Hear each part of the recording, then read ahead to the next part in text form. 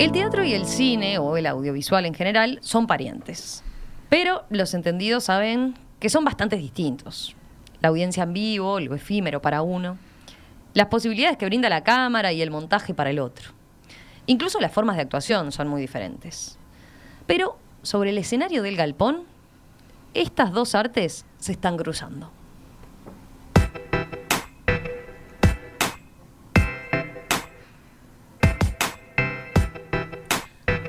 Con los dos cierres extendidos de las salas, con un periodo intermedio de apertura con aforo reducido, los integrantes del galpón apostaron por lanzarse al medio audiovisual.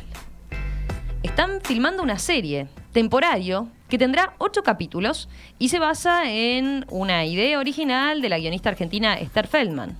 Será exhibida por Canal 10 y se negocia su visualización en plataformas de streaming.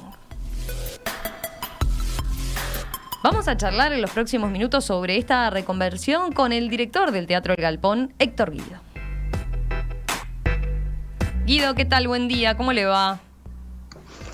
Muy bien, con ustedes. Muy bien, a ver, ahí creo que lo escuchamos bien, se entrecortó un poquito, pero creo que no va a haber problema. Hola. Ahora sí, ahí, perfecto. Bueno, les decía que era un placer estar con ustedes.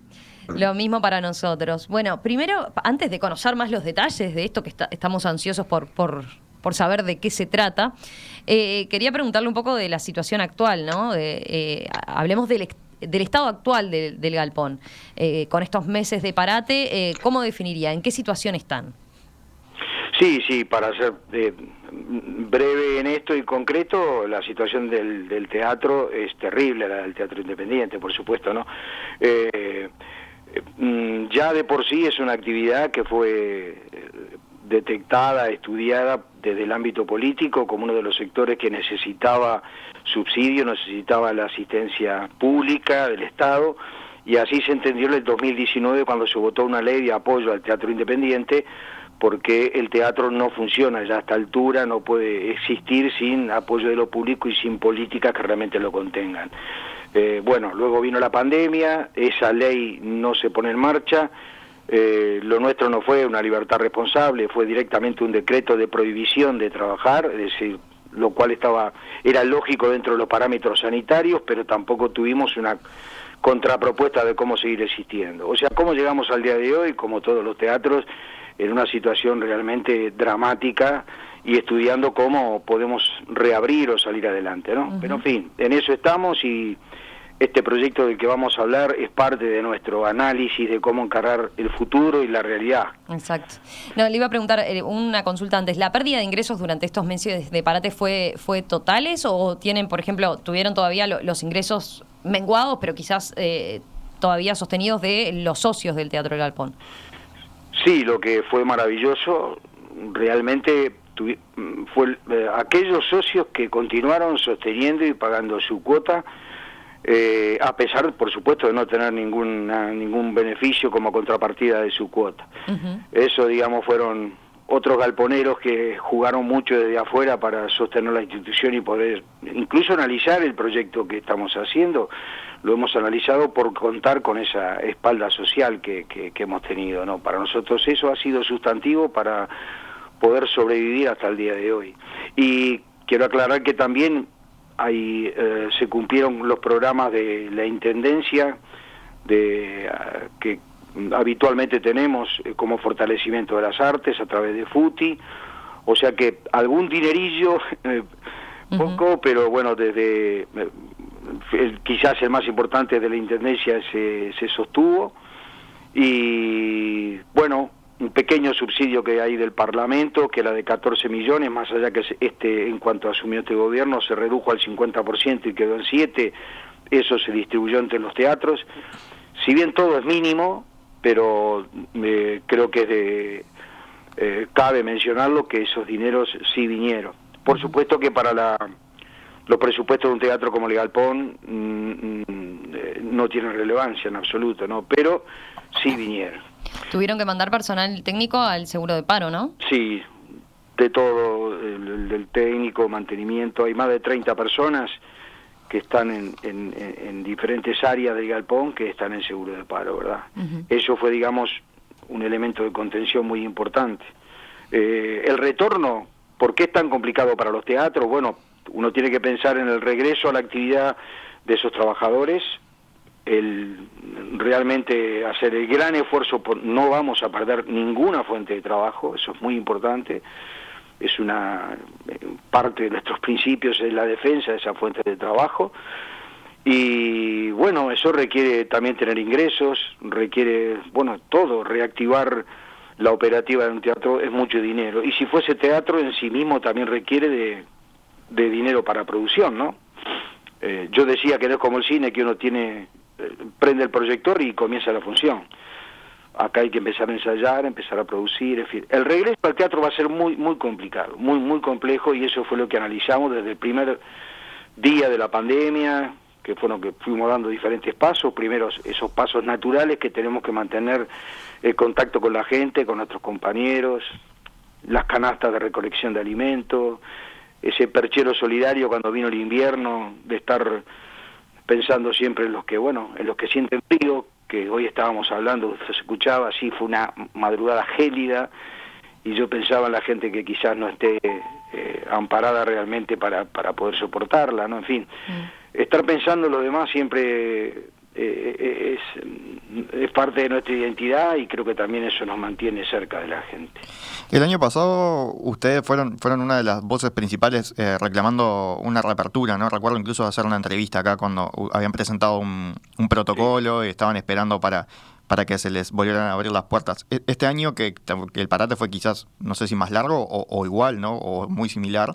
Quizás no se oyó tanto esa voz desde la cultura o mismo desde el Galpón, que tuvo que ver con quizás con cansancio, con la situación, o que estaban enfocados en este otro proyecto que estaban desarrollando. No, era absolutamente, no tenía ninguna lógica que tuviese el teatro cerrado el 13 de marzo de 2020. Que cualquiera revise la cifra de lo que estaban de los contagios en la situación que estaba el Galpón cuando vino el decreto, que por supuesto creo que el parate ese fue imprescindible para ver un poco cómo venía la pandemia en el Uruguay, pero ya al poco tiempo todos teníamos sobre la mesa el diagnóstico científico y cómo venía evolucionando, y lo que se mantuvo 5 meses cerrado sin ninguna justificación fue el teatro. Eso era lo que nosotros decíamos, no, y hablábamos con los científicos y decían, no hay justificación. O sea que hubo todo un periodo que no tiene lógica el haber detenido por decreto prohibido el que trabajase el espectáculo público, en aquel momento. Después nosotros tomamos la medida exactamente inversa, también porque la irracionalidad se siguió aplicando cuando la pandemia. Fuimos todos advertidos en el mes de diciembre, mitad de diciembre, que la pandemia iba a tener un pico muy alto si seguía la movilidad como estaba. Y nosotros tomamos, y utilizando el mismo razonamiento, aplicando lo que estaban diciendo los científicos, detuvimos la sala a mitad de diciembre. Pero no precisábamos ningún decreto de prohibición, precisábamos la lógica científica que nos decía, esto va a explotar, tomen medidas. Bueno, nuestro compromiso, nuestra responsabilidad nos llamó a decir, nosotros no podemos abrir la sala en enero. Si nos están diciendo que se viene una ola enorme febrero, marzo, o sea, la ola no sé si la vieron en marzo, a nosotros nos avisaron en diciembre, igual que le avisaron al gobierno. O sea que primero estuvo para nosotros el respetar la vida, el proteger la vida del espectador, de nuestros integrantes, en el momento que efectivamente teníamos la información de que la pandemia venía en un contagio exponencial, sin lugar a dudas. Entonces nosotros lo que nos gobierna la razón, no otra cosa. Cuando había que exigir que los teatros estuviesen abiertos, exigimos que los teatros tenían que ser abiertos.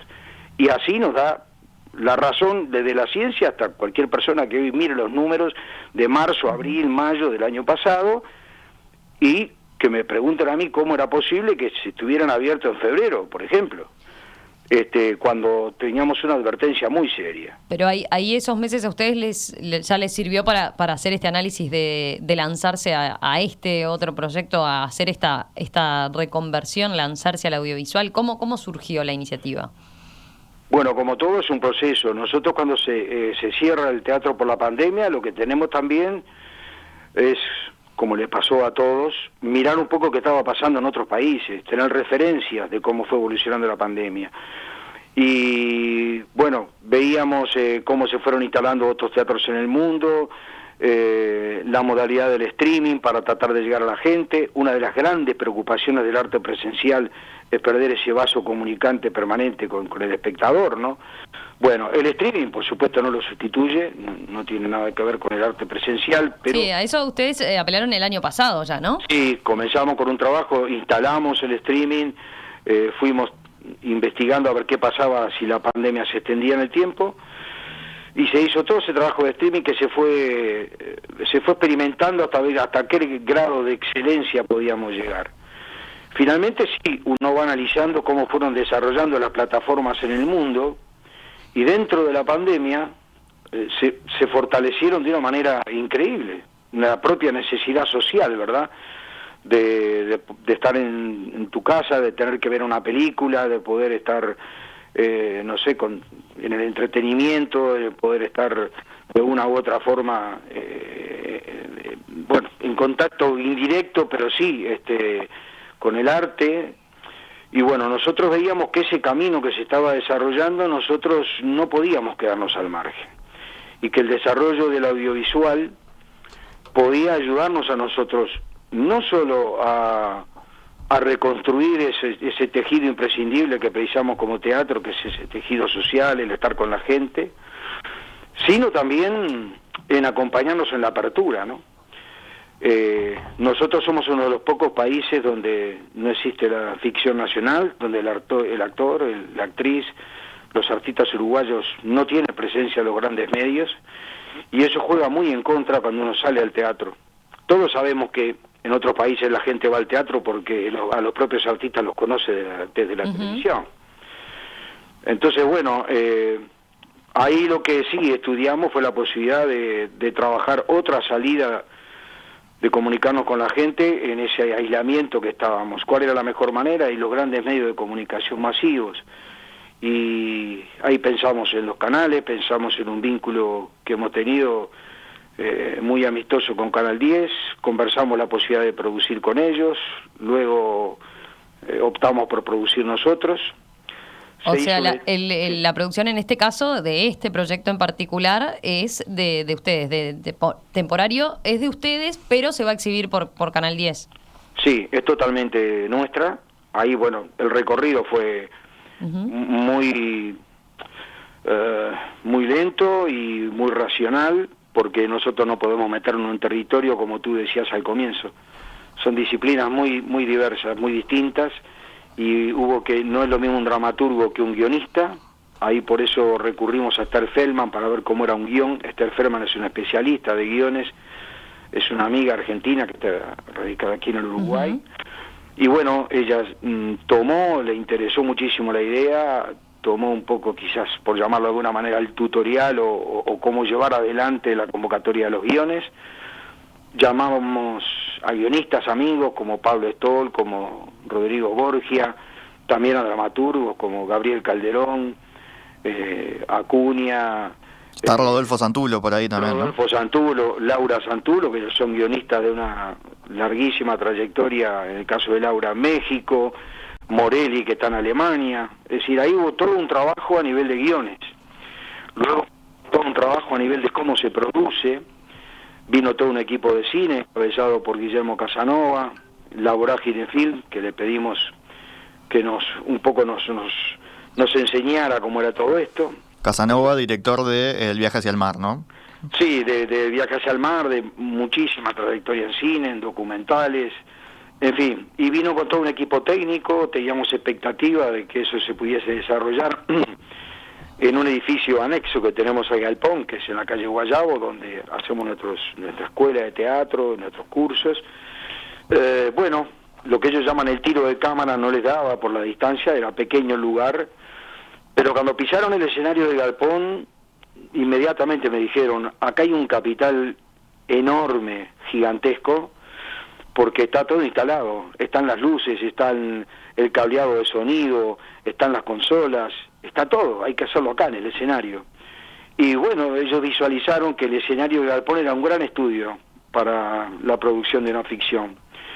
Entonces, ahí va parte de cómo fue evolucionando esto, visualizar el escenario como un posible set de televisión, con una gran inversión que tendríamos que haber hecho si tuviésemos que haber instalado un estudio o alquilado. Entonces ahí viene la reformulación de Galpón hacia un espacio de producción de ficción. También hubo lo otro, el iluminador de teatro no tiene nada que ver con el iluminador de cine. Entonces, bueno, los técnicos nuestros también fueron como ajustando la iluminación de teatro a la iluminación de cine. ¿Qué hicieron? ¿Se capacitaron? ¿Se reconvirtieron ahí? ¿Cómo lo...? Sí, por supuesto. Eso es los directores de cámara, que son los que van pautando cómo tiene que ser la iluminación para que realmente puedan captar la imagen de la manera más óptima. Y ahí directamente ya nos embarcamos en llegar a un nivel de exigencia máxima, de que la producción tenga esa calidad que uno pueda compararla con las mejores producciones de las plataformas que hoy están por el mundo. Y bueno, dijimos, bueno, a ver, si el audiovisual está funcionando, si una manera de llegar masivamente a la gente, que es un puente que hoy no lo tenemos, está dinamitado por esta realidad terrible, y si nos facilita el llegar a la gente y también eso nos va a terminar facilitando el retorno al teatro, bueno, ahí comenzamos toda la aventura de esta producción, y lo que hubo fue, que creo que es maravilloso, que es un capital que tenemos entre los artistas todos, que llamas a un artista plástico y está a las órdenes, que llamas a un cineasta inmediatamente, y aparece esa palabrita que de pronto a veces no sé, no le damos la dimensión que tiene, que llama solidaridad, pero ese es un capital divino que tenemos ellos. Ya lo vivimos en épocas terribles como la dictadura, lo que implicó en estar codo a codo para resistir esa realidad espantosa. Pero bueno, esta realidad... Estamos teniendo alguna interferencia de vuelta, Guido. A ver, con el teléfono, capaz que si se está moviendo, capaz que le pedimos que se quede penitas quieto. Está, ahora creo que recuperamos bien y lo escuchamos bien. Bueno, le decía la solidaridad que hemos tenido de toda la disciplina del arte, que ya en otros momentos históricos la habíamos comprobado, ¿verdad? Y bueno, ahí nuestra arquitecta, por ejemplo, Cecilia Teazarán, que es la arquitecta del teatro, que nos ayuda muchísimo en la construcción, se transforma en la directora de arte, por supuesto que tiene todos los elementos para hacerlo, y es la que colabora en la construcción de ese apartamento que hemos... Ahí está eso, ¿no? En el escenario, este estudio que encontraron, ¿no? Que encontraron, porque era un escenario de teatro, ¿no? Lo convirtieron en un estudio de audiovisual y construyen un apartamento ahí que es en la locación donde va a transcurrir toda la serie, ¿no? Sí, la idea fantástica de Esther Feldman, también analizando cómo era nuestra capacidad de producción, ella plantea tener una planta fija, un apartamento en este caso, y en esta modalidad de los arrendamientos temporarios que todos conocemos, que bueno, por internet uno hace un alquiler de un fin de semana en algún lugar. Bueno, el espacio, el set es el mismo. Lo que cambia, eso permite, nos da como un punto fijo para que a partir de eso todos los que vienen a habitar el apartamento, todos los que arriendan ese apartamento, son los que desarrollan la historia. Es todo lo que les pasa a esos nuevos inquilinos. Entonces nos facilita muchísimo el tener un espacio único y cada capítulo tiene su identidad y su historia que no tiene nada que ver con el anterior.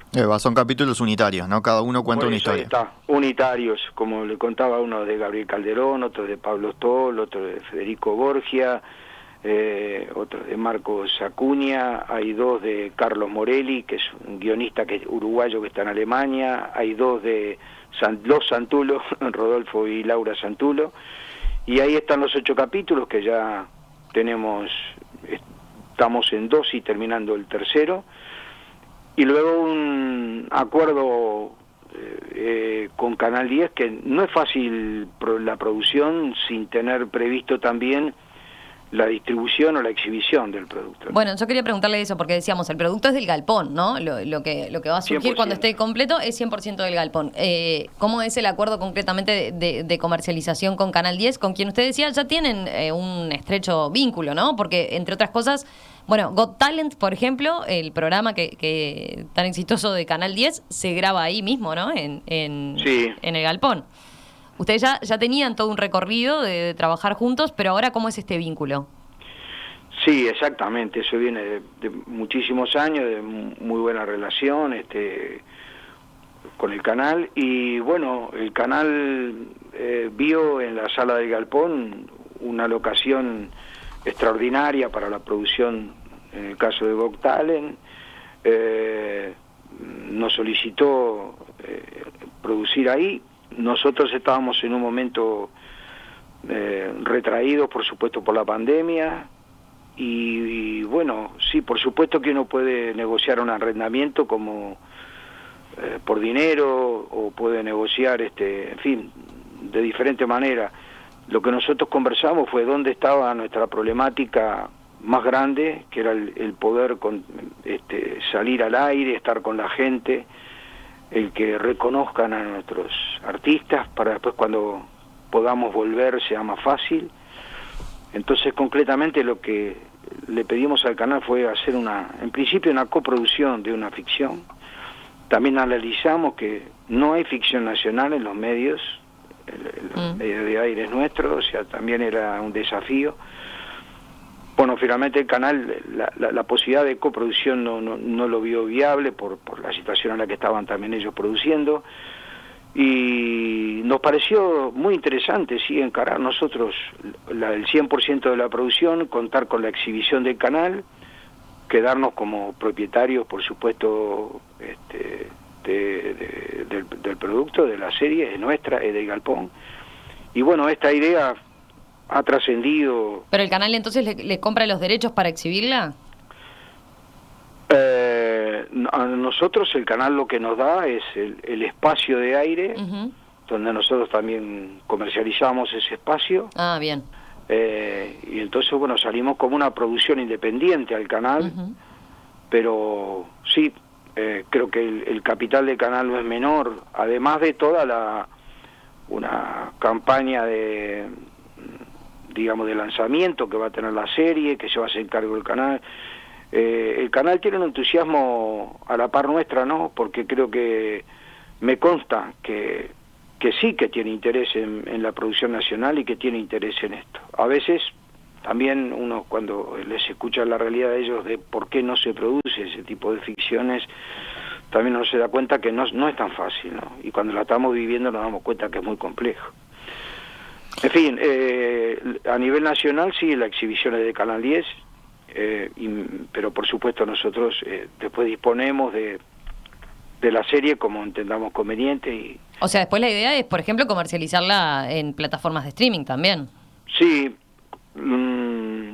esta idea muy loca ha resultado ha trascendido fronteras y nos han llamado mucho de cómo hemos hecho con el teatro, con esta especie de híbrido entre teatro y cine.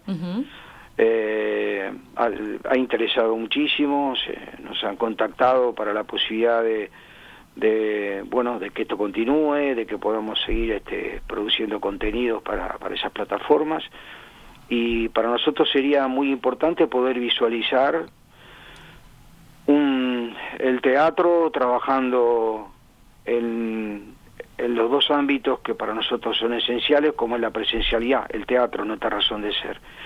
Pero sería fantástico también que nosotros paralelamente pudiéramos mantener un equipo de producción audiovisual, ya que el mundo nunca va a ser el de antes. Y tenemos que pensar que nosotros también tenemos que estar a la par de los cambios. Y a veces a la realidad no basta con contemplarla, ¿no? Hay que modificarla y modificarse con la realidad. O sea, si me preguntan cómo en lo personal visualizo el galpón, bueno, yo me lo visualizo con una producción a full de teatro, atendiendo a los niños, a los jóvenes en extensión cultural, tratando de hacer nuestras giras que hacíamos siempre en contacto a nivel internacional, y produciendo ficción en forma permanente para las diferentes plataformas, y ahí tener de una u otra forma también captar otro tipo de ingresos que vayan más allá de los magros que podemos tener en este contexto tan difícil de la economía. Yo quería volver a algo que mencionábamos hace un ratito cuando planteábamos eso de que no hay ficción nacional en la tele uruguaya, ¿no? Quizás, así como hay cine, pero tampoco quizás se ve tanto, y la ficción nacional ha habido experiencias que no han durado mucho, ¿no? Y sigue habiendo, pero se estrenan capaz en canales públicos que no tienen tanta audiencia. O sea, hay diferentes problemas ahí de exhibición quizás más que de producción. Pero ¿por qué le parece interesante o importante generar eso fuera de darle trabajo a la gente del ámbito artístico, ¿no? ¿Por qué parece interesante que exista o importante que exista esa ficción nacional? Es imprescindible. La ficción nacional, como el teatro nacional, como, en fin, todas las artes, nuestros músicos, es parte de nuestra identidad. Es importantísimo, nada menos que en los medios de comunicación masivos nosotros podamos encender un televisor y vernos a nosotros mismos, escuchar nuestro propio idioma, reconocernos. Es algo absolutamente imprescindible. Yo no conozco ningún país de Latinoamérica, los he recorrido todos, no conozco ninguno que no tenga ficción nacional, ninguno. Tiene una producción brutal. Colombia, Perú, Brasil, Argentina, Chile, es decir, no pueden creerlo, porque además eso alimenta al teatro, ¿se entiende? O sea, cuando tú vas a no sé, por poner un extremo, a la calle más comercial de Corrientes a ver a los artistas, y luego cuando mucha gente va a esos teatros porque los ven en televisión en Montevideo o allá, y viene fulano, viene mengano, y nosotros como Galpón lo vivimos eso. Viene un artista que está saliendo en televisión en la Argentina, que a su vez es un producto que se vende en Uruguay, y se agota la sala de Galpón. Y vos decís, bueno, quizás no es tanto porque la obra de teatro sea genial ni todo, sino porque van a ver a ese artista. Sí, pasa cuando viene una obra con Darín o con Diego Peretti, ¿no? Claro, que además de ser geniales ellos, hablemos claro, porque lo primero que tienen que ser muy buenos, hay una retroalimentación, en una llegada a la gente, que es un enorme puente que nosotros no tenemos. Sí, ahí lo que pasa, Guido, aparecen los mensajes, por ejemplo, estaba mirando en la audiencia, Ignacio plantea, con la mano en el corazón, lo que pasa es que la ficción uruguaya es aburrida, no ha funcionado, dicen. En Uruguay, por ejemplo, plantea este oyente, no hacemos teléfonos celulares, tenemos que importarlos y a nadie se le ocurriría subsidiar una fábrica para consumir celulares uruguayos. ¿Por qué no habría de ser lo mismo para los productos de entretenimiento? Plantea. Yo no creo que... Bueno, a ver, una parte de razón tiene. Nosotros no podemos... Es maravilloso que vengan producciones del exterior y que podamos estar al tanto de lo mejor del cine, de la televisión que pasa en el mundo, pero yo creo en la producción nacional, en todos los sectores de la vida. Yo no sé, con ese criterio tampoco tendríamos frigoríficos, no produciríamos, es decir... O no habría música nacional, quizás, ¿no? Para ir más al ámbito artístico. ¿Para qué vas a tener músicos si después que nacieron los Beatles que nadie más toque la guitarra?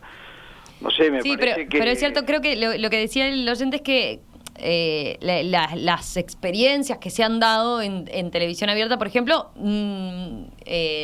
fueron muy limitadas, muy acotadas, sí. Y en general porque no generaron en la audiencia una gran atracción, ¿no? Que haya hecho que puedan continuar y que se pueda seguir por ese camino, ¿no? Es como, claro, usted decía, es un círculo que se retroalimenta. Capaz que la pregunta estaba en eso, ¿no? ¿Cuál es el problema, ¿no? ¿Cuál es el punto que hace que no se pueda dar ese círculo, ¿no? Bueno. Y que ojalá que esta sea un ejemplo para que sí se pueda empezar a hacer, ¿no? Para que efectivamente se empiece a dar eso que usted mencionaba. Sí, cuando estamos mirando para adelante de cómo vamos a avanzar, lo primero que hicimos fue mirar para atrás dónde estuvieron los errores. Hay errores que no es hacer ficción nacional solamente, es hacer ficción nacional al mejor nivel. Ujú. Entonces creo que también lo que le ha sucedido a los realizadores son las urgencias, las premuras, que cada minuto cuesta dinero, que la televisión tiene un grado de exigencia descomunal, que hay que ser independiente en el piso, en lo que estamos hablando hoy. Hoy el Galpón es independiente y tiene su sala. Y si tenemos que demorar una semana más para producir un capítulo, somos nosotros los dueños de decir el teatro está una semana más produciendo. Ujú. No viene nadie en un piso a decir, no, mirá que cortás a las 11 de la noche y te tenés que ir. Entonces la toma la tenés que hacer a las corridas. Es decir, las condiciones en las cuales se hizo ficción nacional a veces no fueron las mejores. Los presupuestos que hay de pronto para la ficción nacional no son los mejores. Entonces, para hacer las cosas a medias, nosotros ahora, estoy hablando ahora, no estoy diciendo que eso haya sido la constante del pasado. Ahora justamente lo que estamos diciendo, lo dije hace un rato, nosotros no vamos a salir si no logramos un nivel de atracción, artístico, de fotografía, de todo que no sea realmente de primerísimo nivel. Uno puede imaginar también que al tener más ficción nacional vaya mejorando, ¿no? O sea, los actores vayan agarrando escuela de actuar en cámara, aparezcan más guionistas, ¿no? Es algo que se retroalimenta quizás. Sí, claro, como ustedes también contaron, digo, podemos ser artes relativamente que sí, que tenemos puntos de contacto, pero también son diferentes. El actor en teatro tiene una técnica y tiene un músculo que reacciona de acuerdo a un oficio que tiene. Hay que llevarlo a ese mundo audiovisual con una cámara y que tiene cerca. Sí, la gestualidad del actor en teatro lo tiene que ver el espectador que está en el último asiento, ¿no? Exacto. Y en cámara totalmente distinto, es la cámara pegada.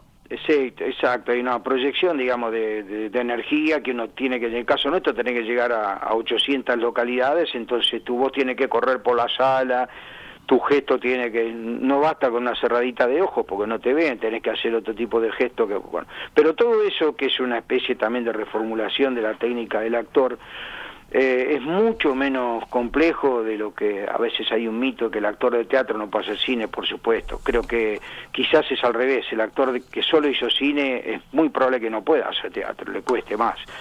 Entonces, bueno, eso también hemos tomado las precauciones y nosotros trabajamos primero con un entrenamiento del actor antes de llegar al set, se trabaja mucho en los ensayos y se trabaja con la gente de cámara, con directores de teatro y directores de cine, trabajamos también con los actores para llegar a ese punto exacto que requiere la cámara.